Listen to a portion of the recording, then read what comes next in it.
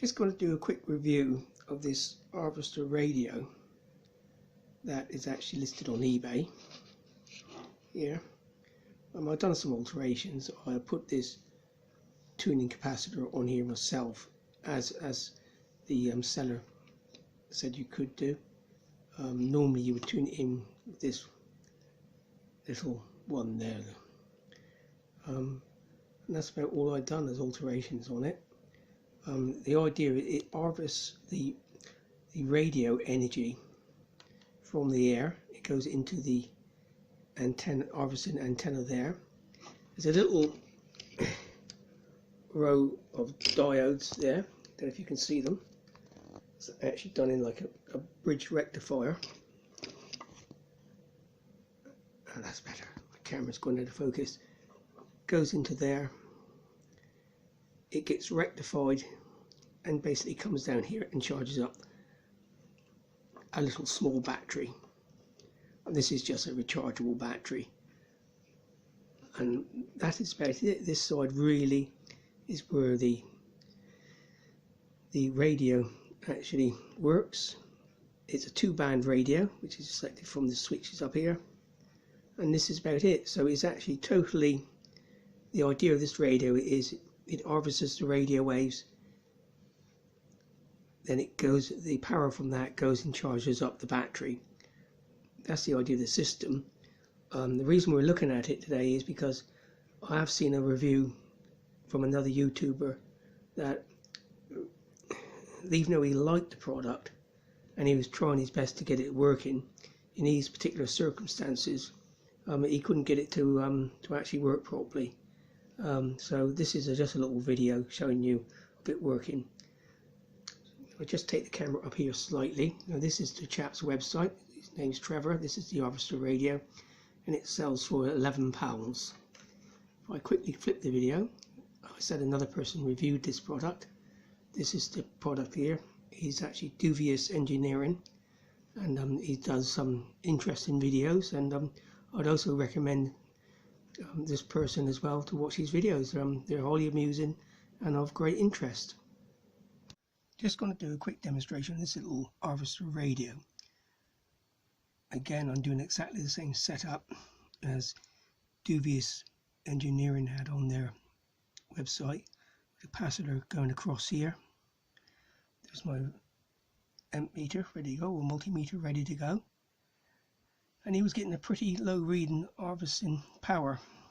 Again, here's my aerial for the harvester radio, so it's roughly the same setup, same type of board. So here we go. So just going to fire up my multimeter a minute, make sure we've got it on 6 volts. I'm going to try now to get these pros as they are.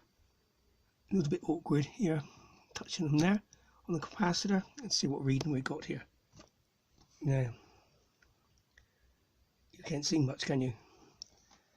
Okay, guys, but it's 1.91, so it's nearly 1.1 volts, which is quite a lot more voltage than what he had, and that would be enough, as I want to demonstrate in a minute, to actually turn on the transistor so you could actually listen to it. And like I said, so there's only the capacitor in line at the moment, but what I'm going to do is put a battery, which I got lined up, which got exactly the same amount of voltage in it, to show you the actual thing. So there you go. I'll try to do that again in a minute for the current actually. So again, it's a little bit awkward when holding the camera and doing the filming, but if we can see it, it's 1.88 there at the moment. So yeah, it's nearly 1.1 volts. So there we go. And the idea of the project is not to actually charge a battery, but it's to charge enough power in the battery to run the little one transistor, the dialing transistor in it. That was the idea of the project. So we're back again. Now this is the battery I'm going to use. As you can see, I've got it in its holder. Little rechargeable battery. At the moment, it's reading 1 0.099 of a volt, nearly 1.1 volts, as we had on the capacitor just now on the RSGB radio. Now what I'm going to do is, obviously I'm going to wire it up to the RSGB radio, and then I'm going to attach a speaker so you can actually hear the sound coming out of it. So I'll be back again and show you the rest of it. Again, I stated it's not to charge the battery.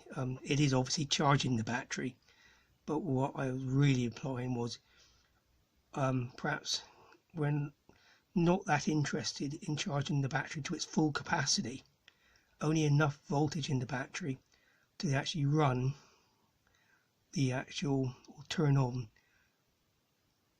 the transistor in the circuit. Right, here we go, there's the battery connected.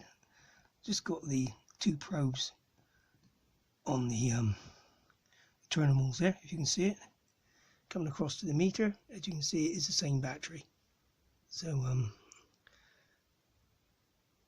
just to prove it is the same battery going to work the set, I'm going to take off the probes a minute now. Okay, now we're going to fire up the radio. I'm going to turn it on with the on switch. I got it connected, oops, sorry about that, to this little speaker here. It's not that brilliant, to be honest, but we'll give it a go. There's the radio working. This obviously lead is going into the audio output there.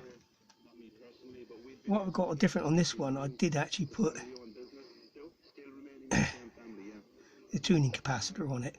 That obviously goes in here instead of using this little one here. I just found it gave me a little bit more range using it. I've been using this now for probably like 3 weeks, this radio, and again, it's great fun for experimentation. You know, it's not my main radio, but I do enjoy playing with it and messing around with different combinations of aerials to try to harvest as much power as possible. I know the other review, done a little bit of review on this, and he really didn't get enough power or background power to actually turn on or charge up the battery. But I seem to be quite okay with this at all.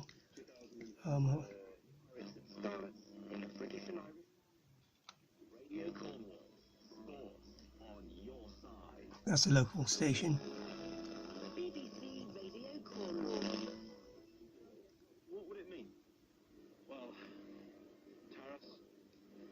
Between 6 and 10%, either way. So there's a band switch here. Into it. And plastic items need to be designed better so they can be recycled and not breach. Didn't apply to us at Plymouth University. They say 8 million tons of plastic enter the oceans every single year. Taking a look at the weather, it'll be a cold. And now, I hope this gives you a little demonstration of it working, and hopefully answer some questions. Okay, thank you again for watching.